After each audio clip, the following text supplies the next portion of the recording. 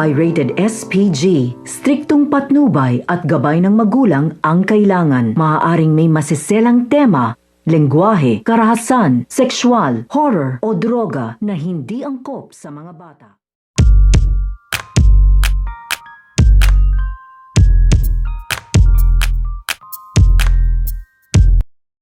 Ang sasapitin nito nga ni Cardo Dalisay dito nga kay Albert. So ito nga si Albert, bago nga niya ihatid dito nga sa ospital ito nga si Cardo Dalisay, ay dito nga niya naisipan na pahirapan ito nga si Cardo. Kaya wala nga nagawa dito ito nga kanilang mga kasamahan sa ginagawa nga dito nito nga ni Albert sa pagpapahirap dito nga kay Cardo Dalisay. At halos mapaslang na nga dito nito nga ni Albert ito nga si Cardo, at buti na nga lang ay inawat nga siya dito ng kanilang mga kasamahan. Dahil kung hindi pa nga naawat dito ito nga si Albert, ay baka napaslang na nga dito ito nga si Cardo Dalisay. Dahil sinabi nga dito ng kanyang kasamahan na kailangan nga daw nila dito na may iligtas pa nga daw ito nga daw si Cardo at buhay, dahil yung nga daw ang utos dito nito nga daw ni Madam Lily. Dahil kakailanganin pa nga daw dito nito nga daw ni Madam Lily ito nga daw si Cardo Dalisay na buhay, dahil magagamit pa nga daw niya ito at mananagot nga daw sila pag hindi nga daw dito nabuhay ito nga daw si Cardo at hindi nga daw nila ito na isugod dito nga daw sa ospital. So pakakaabangan nga natin dito ang pagpapahirap nito nga ni Albert dito nga kay Cardo Dalisay. Yan ang ating mga pakakatutukan at pakakaabangan dito nga lang sa FPJ San Provinciano.